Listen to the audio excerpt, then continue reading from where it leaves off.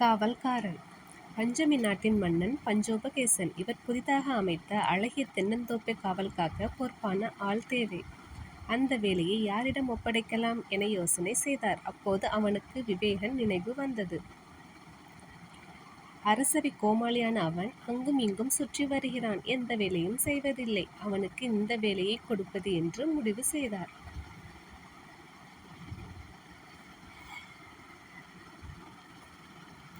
இந்த நிலத்தில் தென்னங்கன்றுகள் நடப்போகிறோம். இவற்றை பாதுகாக்கும் பொறுப்பு உன்னுடையது. இந்த கன்றுகளை இரவிலும் பகலிலும் நன்றாக பார்த்து கொள்ள வேண்டும்.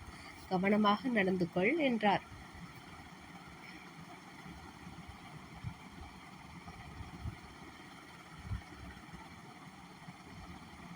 அரசே, நீங்கள் சொன்னது போலவே நடந்து கொள்வேன் என்றான் விவேகன்.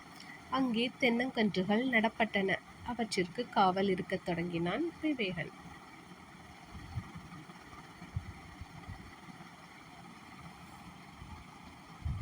பகல் வேளையில் அவற்றை பார்த்து கொள்வது அவனுக்கு எரிச்சலாக இருந்தது. இரவு வந்தது. வீடு செல்ல வேண்டும். தென்னங்கன்றுகளையும் பார்த்து கொள்ள வேண்டும். என்ன செய்வது என்று சிந்தித்தான். நல்ல வழி ஒன்று அவனுக்கு தோன்றியது.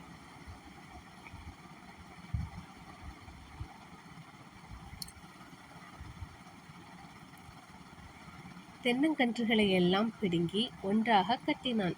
அவற்றை தூக்கி கொண்டு தன் வீட்டிற்கு வந்தான். தன் கண் பார்வையிலேயே அவற்றை வைத்திருந்தான்.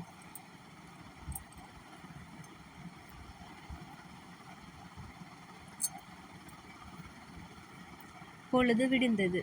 அந்த கன்றுகளை தூக்கி கொண்டு நிலத்திற்கு வந்தான். பின்பு இருந்தது போலவே அவற்றை நட்டு வைத்தான். பொழுது சாய்ந்ததும் அவற்றை பிடுங்கி எடுத்துக்கொண்டு தன் வீட்டிற்கு சென்றான்.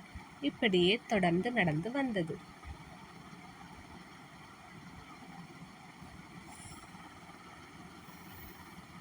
ஒரு வாரம் சென்றது. தென்னங்கன்றுகள் எப்படி இருக்கிறது என்று பார்ப்பதற்காக அரசர் அங்கு வந்தார். தென்னங்கன்றுகள் அனைத்தும் வாடி கிடப்பதை பார்த்தார்.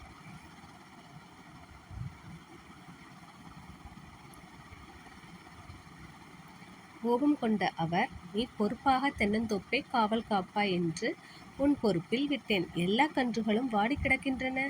என்ன செய்தாய் என்று கத்தினார்.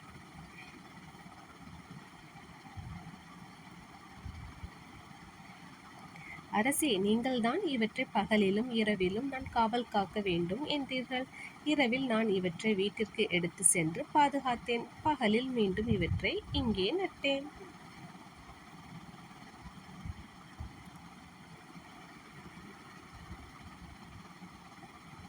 நீங்கள் சொன்னது போலவே நடந்து கொண்டேன்.